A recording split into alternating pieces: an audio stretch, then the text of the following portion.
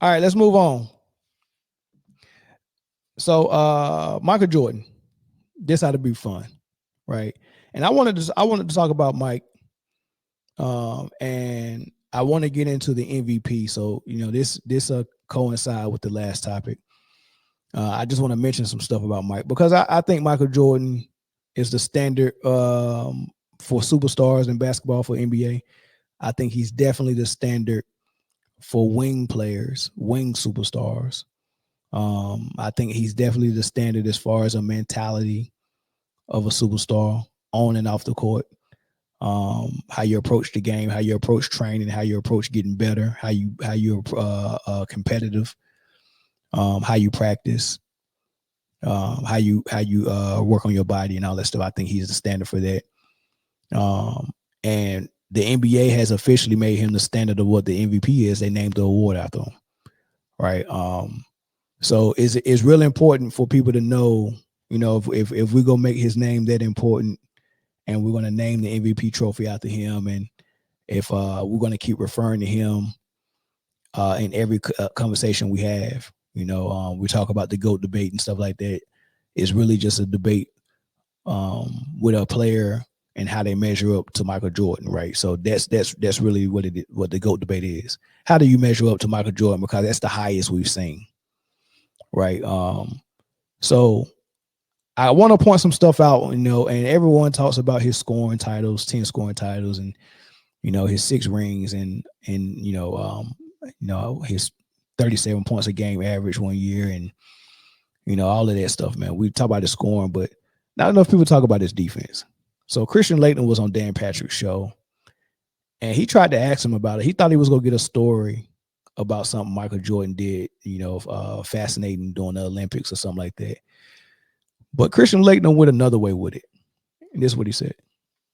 But when you look at Jordan up close, when you're watching him with the Dream Team, it felt like that was the coming out party where Larry and Magic had already passed the baton to Mike, and he was the best player in the game and dominating probably those pickup games. What was your first impression when you see Jordan or you're trying to guard him? My first impression of Jordan and my lasting impression of Jordan is how much effort he put forth on the defensive end. People don't talk about that enough. You get on Facebook and it shows his dunks and his offensive plays, but you got to remember, I think he was first team, all defensive team, 8, 10, 12 years? I mean, people don't stress that enough. I coach basketball nowadays, Dan, with middle school and high school players, and I don't have time on the court to teach the kids defense enough. You're only practicing with them once or twice a week, and you got to work on offensive stuff. And if you don't let them shoot 3-pointers, they cry. And if you don't let them do the stupid Euro step, they complain and all this stuff. Well, how about some defensive drills and some defensive work? And Michael Jordan was the greatest defender also. And look at the effort Kobe Bryant put forth on the defensive end. And that's where the differences are made. The small little things in the game that make a huge difference. Playing defense hard, playing defense the right way.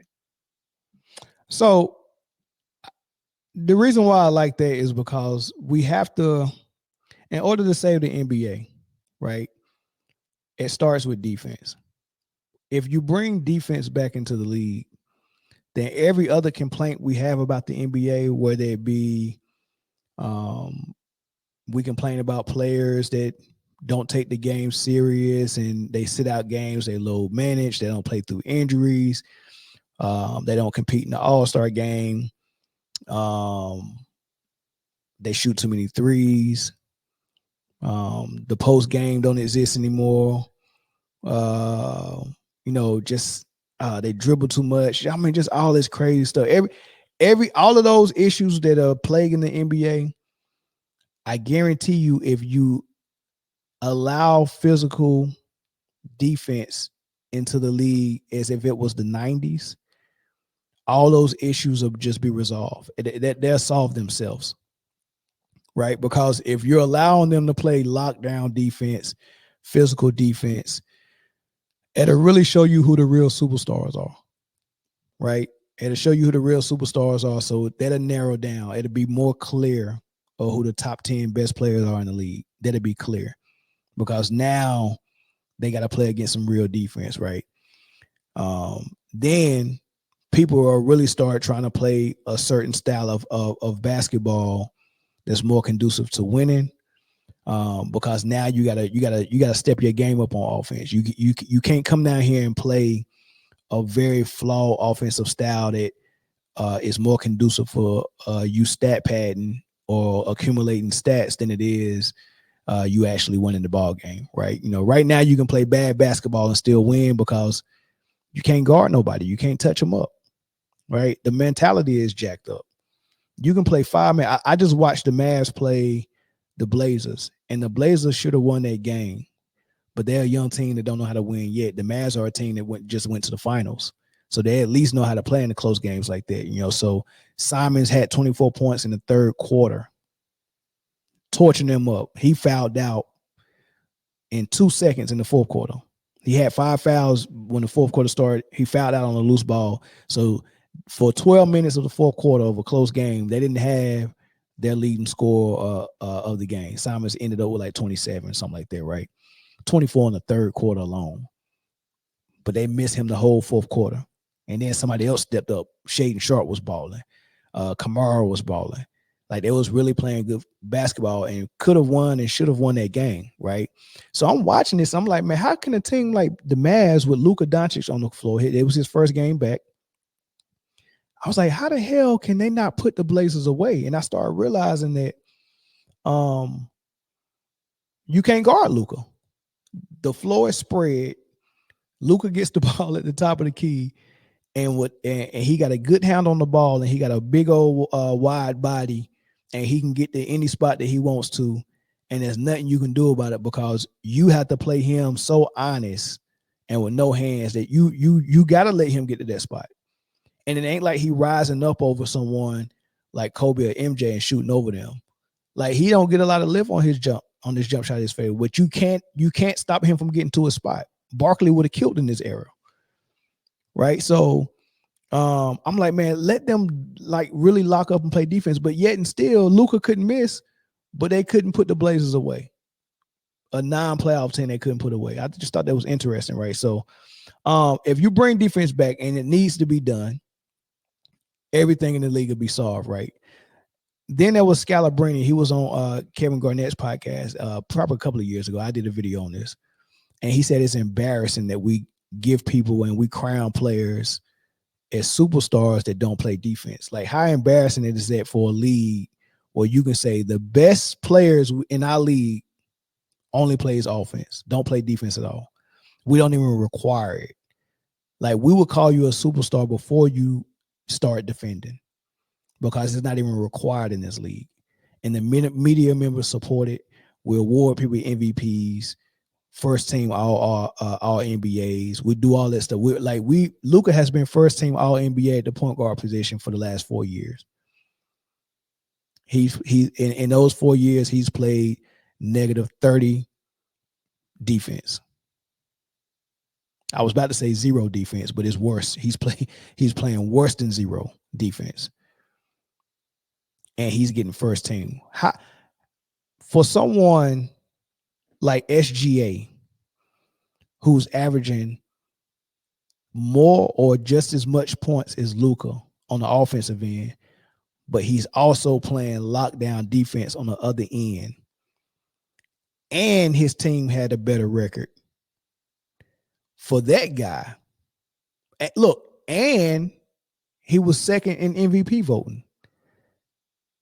For him not to be first team all NBA, as a matter of fact, he might have been, but he couldn't even be. Let me see who first team all NBA was last year.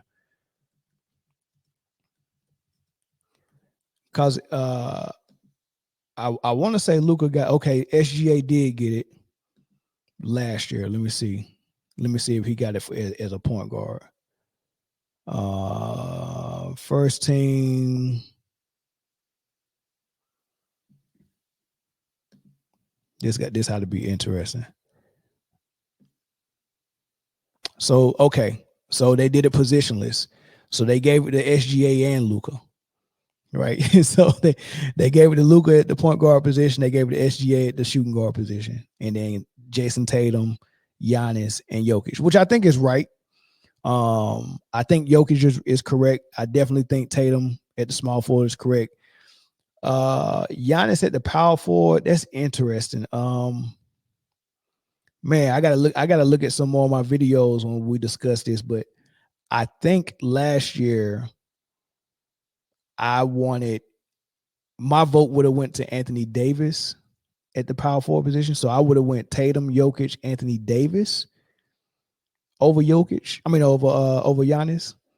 And then I would have went Ant Edwards at the 2 guard position and SGA at the point guard. Now, mind you, I don't know what metrics they're using for all first team all NBA or any of these awards, but mind you,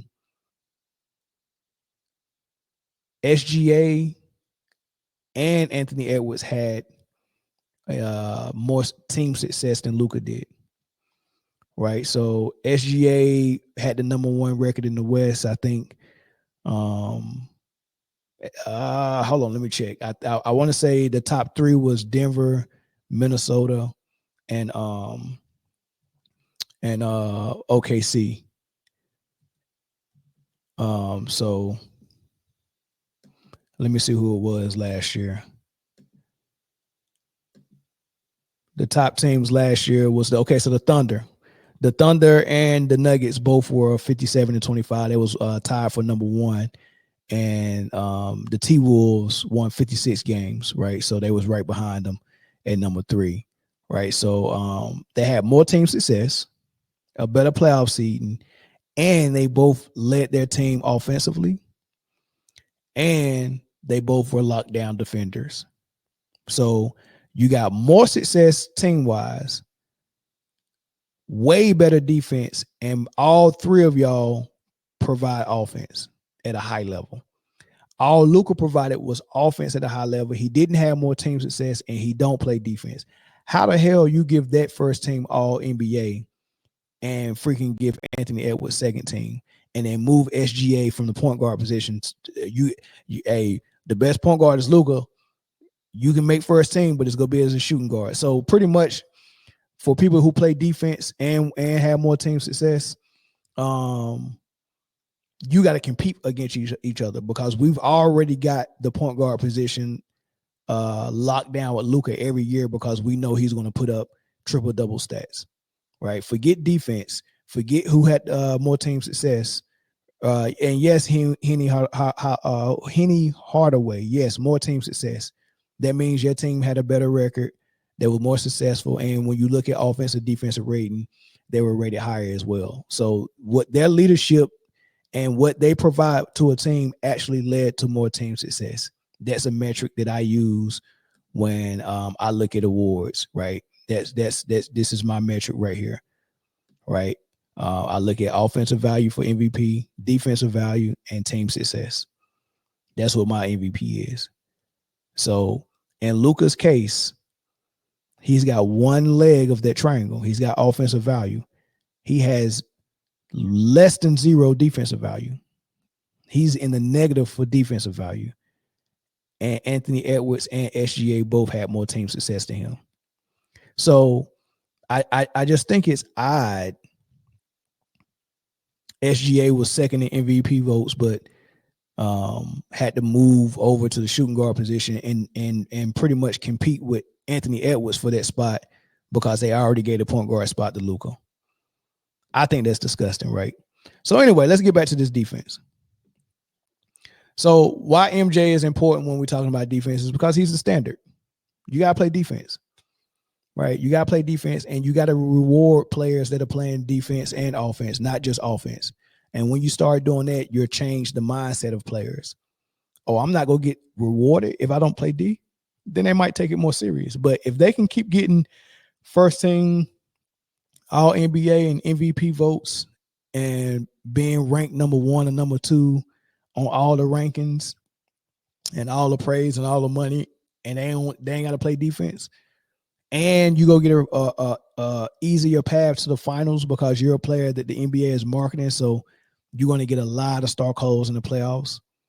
Like Luka against OKC got a lot of star calls. Like, imagine being the worst defender in the league. Well, Bronny James is the worst. Luka is right before Bronny James. Imagine being the worst defender in the league, right? Yeah, I'm right, because Bronny James wasn't in the league last year. So Luka was the worst defender in the league, and he's in a playoff game against the best team in the conference, who had an MVP candidate in the SGA that was unguardable. Had a Jalen Williams who was playing at the all-star level. Had a Chet Holmgren who's playing at the all-star level. I mean, they had ballers on that team. Imagine playing against that team in the playoffs, and they're hunting Luka Doncic. We want you to defend us.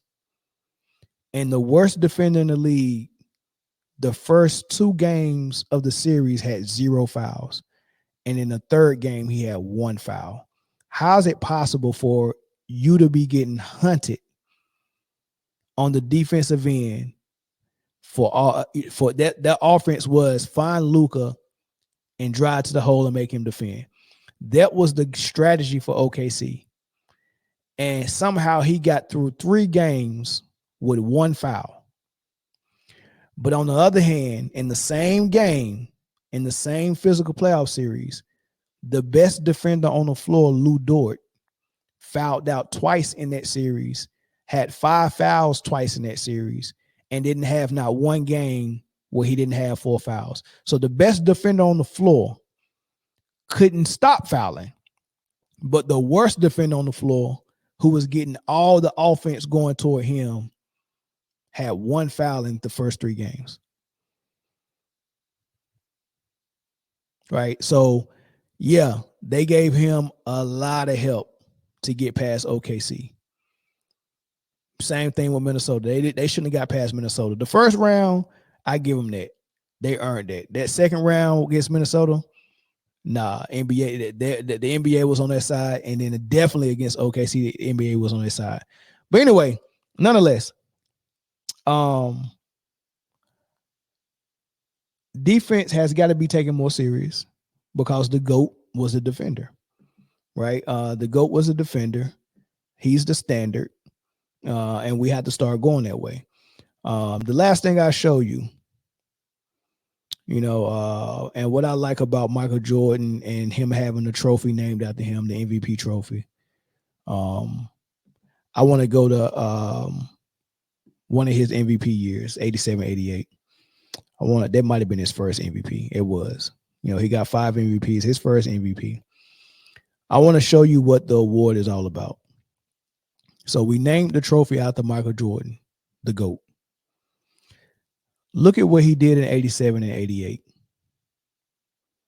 In 87 and 88, he played all 82 games. That's very important. So I think the first thing I want to be looking for, I ain't going to say the first thing I'm looking for, but these are one of the things I'm looking for. My MVP candidates are going to be the players who get as close as to the standard as possible. And I think this is one of the years that can be used as a standard. And, the GOAT is the standard, right? So all 82 games, that's a metric I use, right? So they got the new threshold of 65 games now. You can't get an award unless you play 65 games at least, which is good. But I take it a step further and say 65 games will qualify you for the award.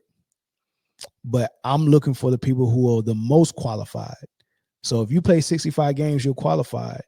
But if you play 82, you're more qualified.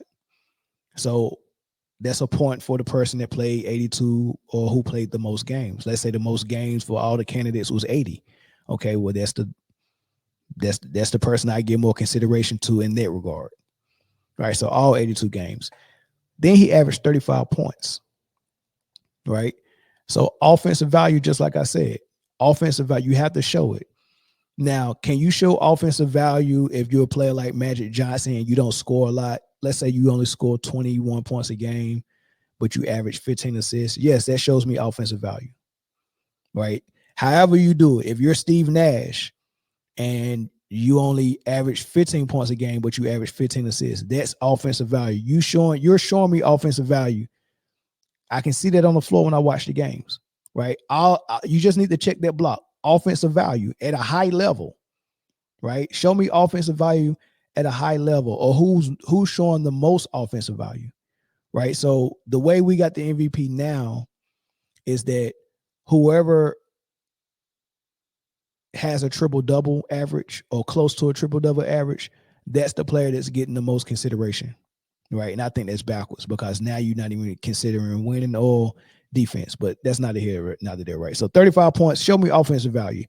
Offensive value, he's giving me 35 points. That's a lot. That's scoring at the high level. That's probably the most, as a matter of fact, yeah, he got the scoring title that year. So that was the most points in the league. That was offensive value at a very, very high level. That's offensive value at a high level, the highest level, because he's scoring more than everyone in the league, right? So that's how you show offensive value. Now, is he getting assists? Yeah, he's getting 6 assists. But I mean, I'm not so much in love with that. I mean, assist is one way to show value, but you don't need to have 10, 9, 8, 7, 6 assists. Okay, yeah. That means when the double comes, you know how to get rid of the ball and your teammate can hit the basket. I'm more worried about how you score, right? Unless you're the point guard. If you're the point guard, then you can show me value with your assists like John Stockton or Steve Nash. But if you're the primary scorer, I'm more concerned with your points. Now, would I be concerned if you was averaging 1 assist a game? Yeah, I think that might be a problem. If you averaging 1 assist a game, that might be problematic. But yeah, 6 assists, I'm good with that. Right. So that's your offensive value. Now, what are you doing for defensive value? Well, he won Defensive Player of the Year that year. So not only was he the best scorer in the league, he was the best defender in the league that year. All right. How else did he show defensive value? He was the steals champion. He was averaging 3 steals a game. He was averaging 2 blocks a game. Right. All NBA first team, all NBA defensive first team. And that's the MVP. Right. So who can get to that standard the most? High level defense, high level scoring, playing games, or playing as close as 82 as possible. Those are things I'm looking for, right? So with that being said, how does the MVP race look this year? Well, oh man, I'm glad y'all asked, right? So here we go. We get into the MVP race right now. Kia has put out weekly their MVP rankings. And this week they have Jokic on top once again. Right. Let me see if I can find Kia's MVP. They got Jokic number 1, Tatum number 2. Now, let me see if I can pull this up for y'all. Because I think this is interesting to hear what they write. And try to tell us how they picking this MVP. I think it's funny. All right.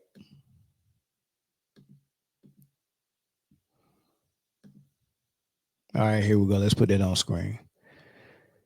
They got Jokic on top again for this week, right? So why did they got him on top? They got him number 1. They got Tatum number 2, Anthony Davis number 3. Right. And keep in mind what I said about team success, offensive value, and defensive value. Right now, the best team in the league is, of course, the Cavaliers at 18-3. They just beat Boston tonight in a thriller. Right. MVP candidate in my book, Donovan Mitchell had a 4th quarter for the ages. That was huge, right? So they're 18-3. number 1 in the East. The Celtics are 16-4, number 2 in the East. Now, that is the 2 best records in the entire league, not just the East. So the Cavs and the Celtics are number 1. So for team success, I'm looking on those 2 teams for my candidates, right? That's 2 candidates I got right. Then you go on the West. You got the Thunder and you got the Rockets, right? Number 1, Thunder are 15-5. They just lost to the Rockets tonight. Rockets are 15-6. I don't have an MVP candidate on the Rockets. I do have one on the Thunder, SGA. So that's 3. Memphis Grizzlies are number 3. We don't have an MVP candidate there. The Warriors are number 4. We may have an MVP candidate there later on, but Steph missed like 4 straight games, so that's kind of hurting him right now. That also hurt KD. That he's not there. And then the Mavericks are number 5. Luka is he's not a real candidate to me. And then they got the Lakers at number 6 at 12-8, and they still got Anthony Davis as a candidate as far as they're concerned. Right. The team success is not there for me, right? But it might be there. But even after that, you got the Clippers, then you got the Suns, then you got the freaking Nuggets at 10-8. They're number 9. They're in the play-in right now. Imagine having the number 1 MVP candidate that's leading the play-in team as the number 1 candidate for the MVP. Imagine that. So they just, when it comes to Jokic, they don't care nothing about how many games he wins. He's going to be a candidate, and he's going to be the lead candidate every year just because he averages close to a triple-double. There's nothing that he can do wrong. As long as he averages close to a triple-double, he's going to be the top MVP candidate. You got to come, like you have to, you got to do what Embiid did. Lead the league in scoring. He was 3rd in blocks. I mean, it was insane what Embiid had to do to win the MVP. And then the media had to go out there and call everyone out for voting for Jokic. They voted for Jokic for MVP when he was in the 6th seed. His team was a 6th seed, and he still got MVP. Right? I'm all for Jokic getting MVP when his team is at the top. But right now, we got the OKC Thunder performing way better, and SGA don't even have Chet Holmgren anymore. So I'm reading this, and they said after a signature 34-13 effort in a win over the Lakers, the Joker and the Nuggets had a momentary stumble and were humble in a blowout loss to the Knicks. Right? That don't sound like MVP stuff to me, but oh well. But 29 points or 30 points, 13 rebounds, and 11 assists is unreal. And what's special about that is he's getting 11 assists as a center. And I guess that's supposed to mean that since he's a center, he's not supposed to get assists. So we're supposed to look at this like it's fascinating, but we're supposed to overlook the fact that his team is in the 9th seed in the West. But he's the number 1 candidate. Who I think should be the number 1 candidate? I think it should be Jayson Tatum.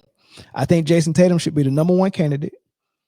He was averaging 28. He's getting 8 rebounds. He's getting 6 assists. But I can care less about the assists. All I care about is what you're doing on offense. Okay, you're providing offense for your team at a high level. They can go to you for clutch baskets. They can go to you for points. They can generate offense through you. All that good stuff, great. Everyone that's a candidate is doing the offensive part. They're doing it different, but they're doing the offensive part. Jokic is he's the primary scorer for his team, and he's the primary assist guy. So he's going to have points and assists. Tatum plays off the ball, and he has a all-star level point guard. He's got 2 all-star level point guards, and Drew Holiday and White. But not only that, he's got another point guard who's in the 6th man of the year conversation, and Pritchard, who is shooting lights out. So he's got 3 point guards that handle the ball. He's not going to be the primary assist guy, even though he's leading his team in assists, rebounds, and points. but he's not going to be up in the 10 or 11. That's not how they play their offense. So what you're telling a person like Jayson Tatum, who's winning more than Jokic and playing better defense than Jokic, and they're both scoring at the same level, you're telling Tatum that just because you're not the assist guy, you can never outdo Jokic for the MVP. I can care less about your defense, and I can care less about your team record. That's the message that the NBA is sending people, right? So in my book, Tatum would be the number one candidate because he provides offensive value, defensive value, and he has more team success than anyone who's doing that. Donovan Mitchell don't provide. He's got more team success, but he don't provide the defensive value to his team that Tatum does. So that's why Mitchell wouldn't be my number one candidate. Tatum is. SGA would be my number 2. And I had Anthony Davis in my top 5, but the team success is giving me pause for that. So he falls out as well. So right now it's Tatum 1, SGA 2, and I got Donovan Mitchell number 3. So those are my top 2 or top 3 MVP guys. And I would go Giannis at 4, and I would go. It'd be a debate between Jokic and Anthony Davis at number 5, right? I would have to debate that, right? So that's where I'm at with it for the MVP.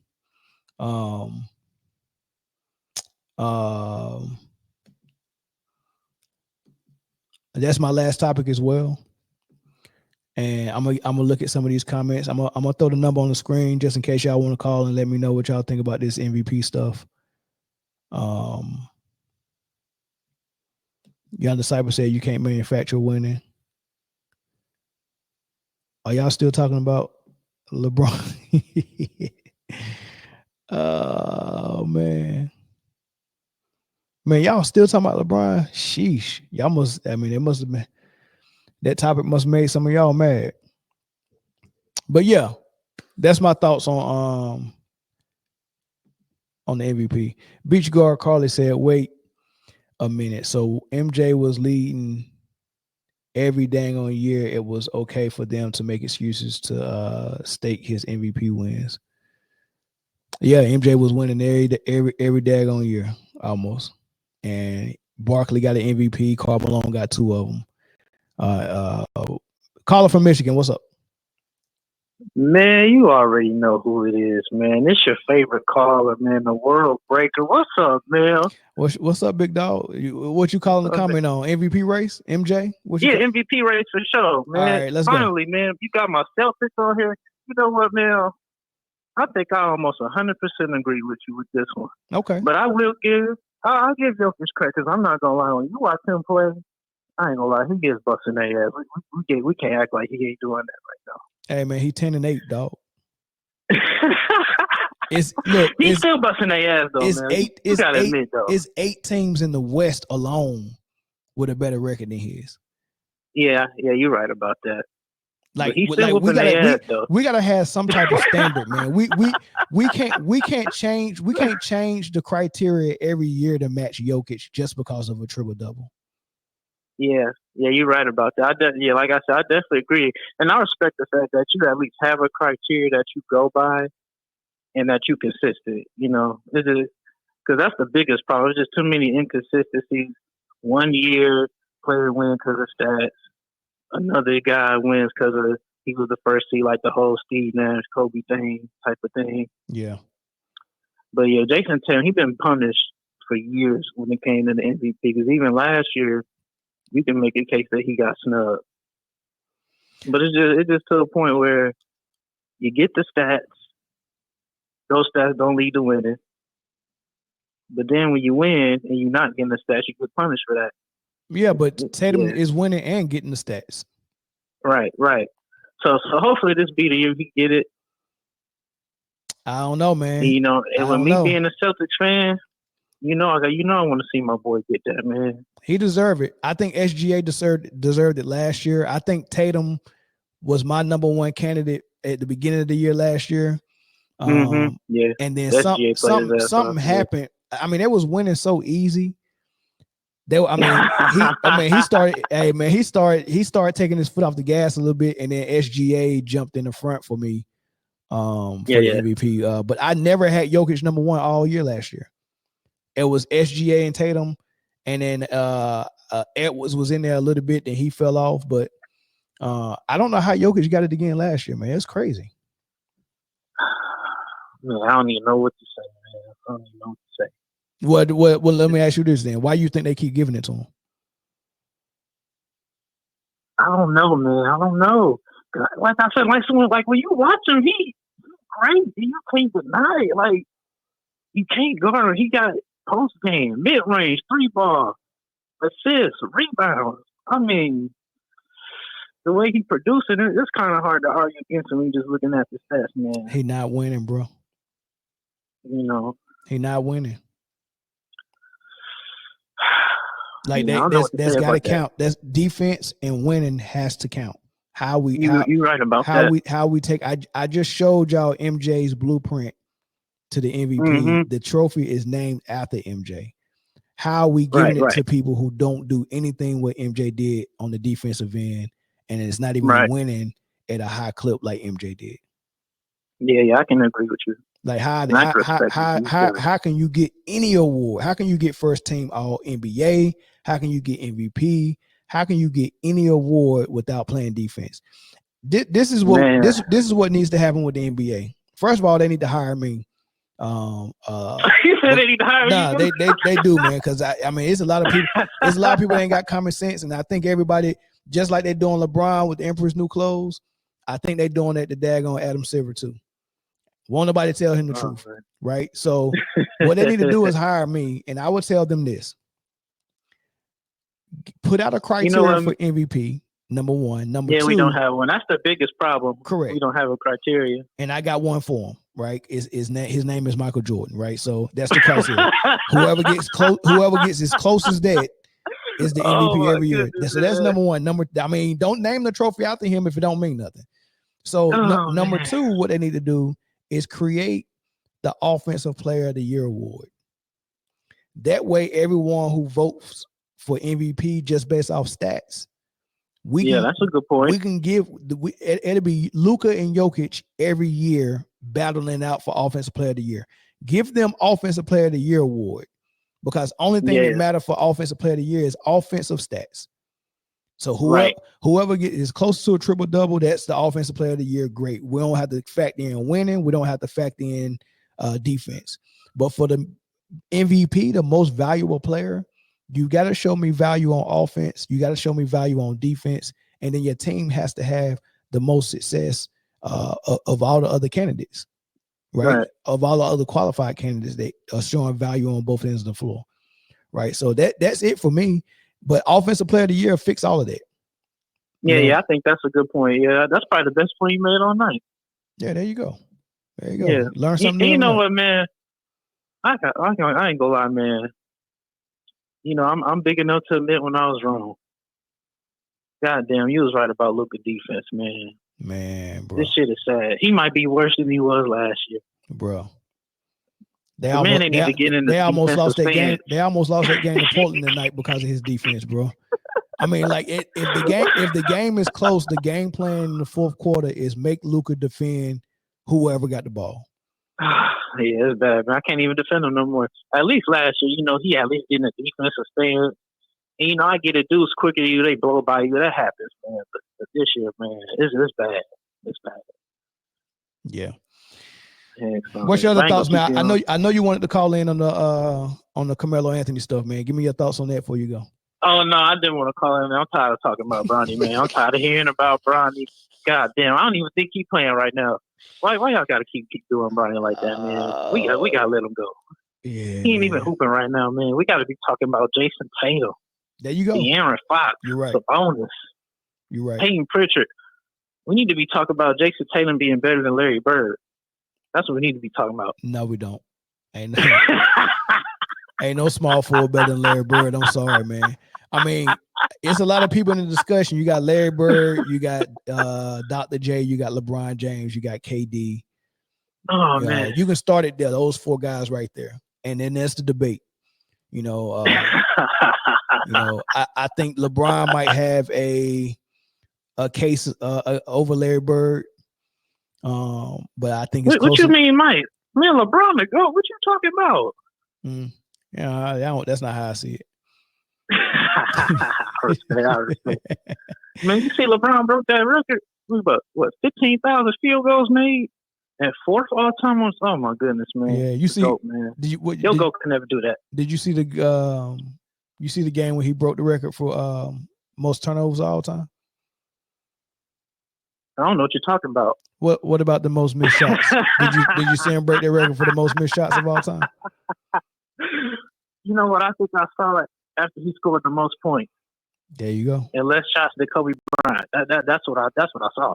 Okay. That's what I saw. Yeah. Well.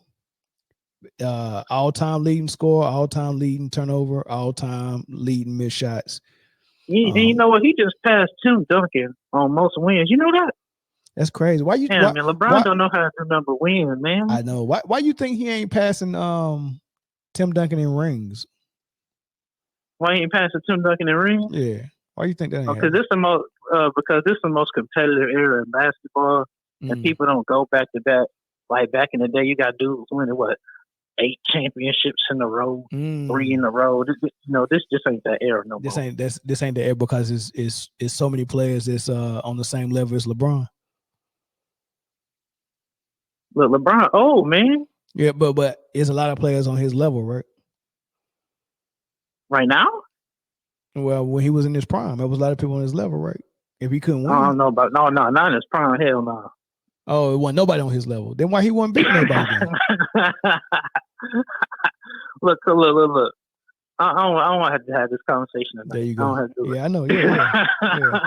All right, I knew it. We gonna say this for another day. All right, easy day. I just wanted to call in and let you know I rock with you, man. That was a good point on the MVP. Easy day, man. Appreciate it, man. Yeah, for sure. All right, let's get one more phone call, maybe 2, before I end the show.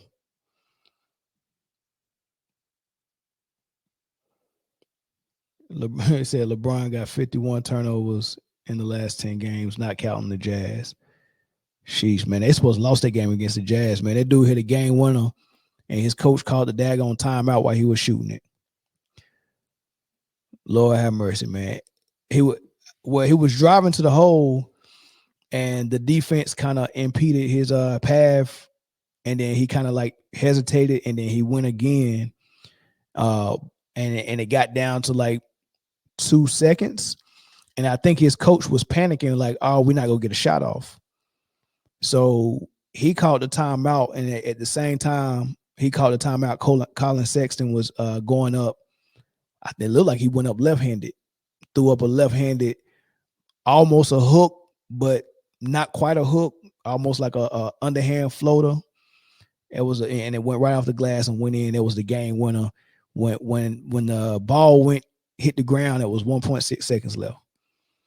And while he was in the air like this, the referee blew the whistle, was signaling that the bench called timeout. I'm like, man, why the heck would he do that, man? You know what I mean?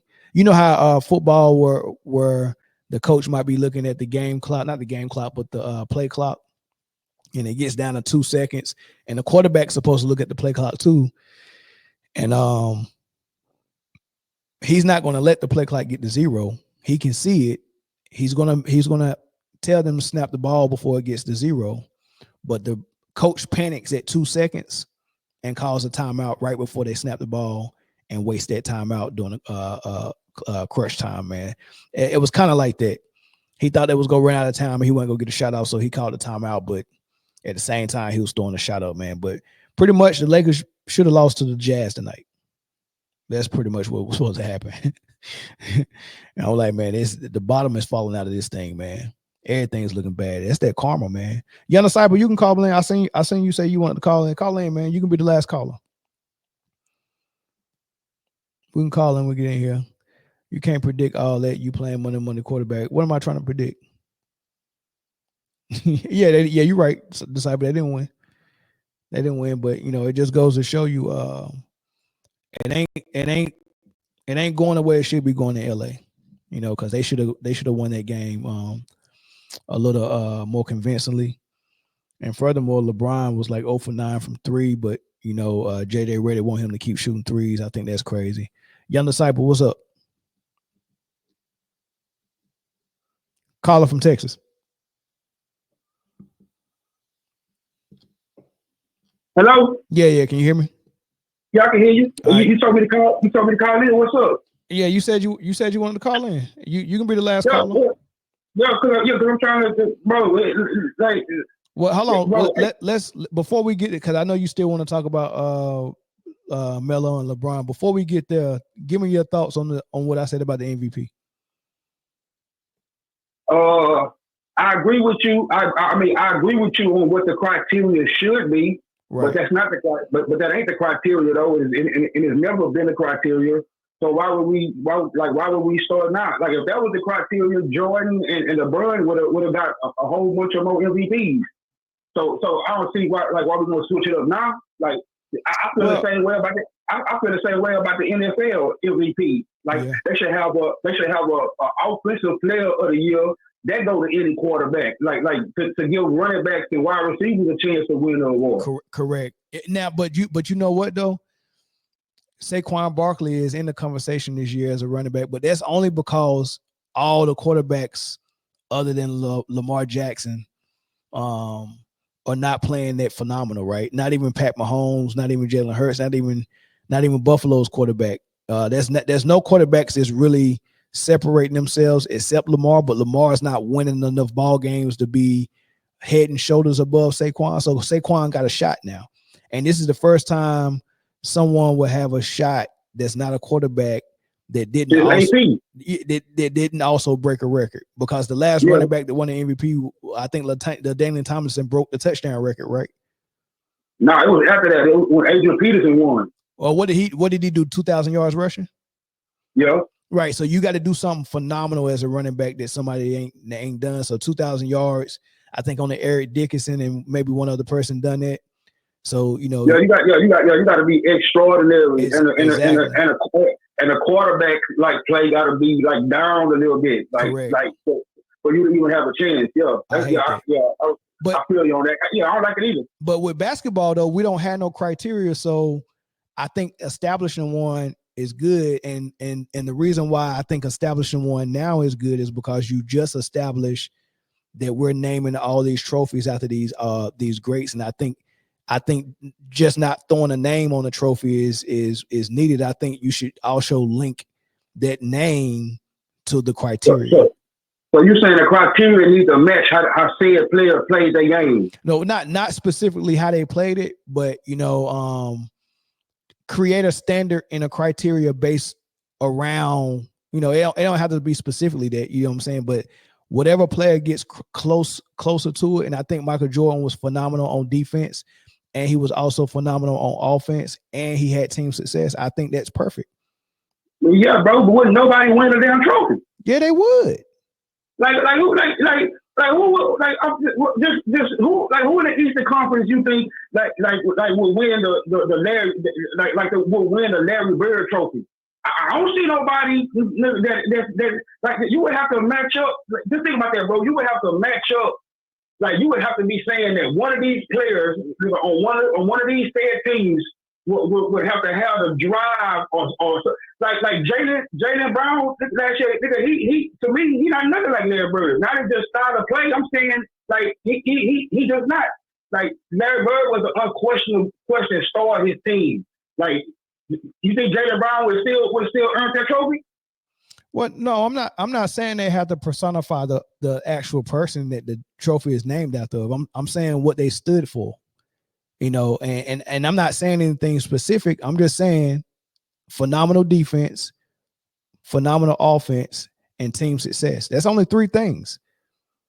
Okay, that's cool. That means Joker won't have no MVPs. Well, he could have some MVP if it's you don't like. So put it this way, Young. If me and you both was candidates for the MVP, right?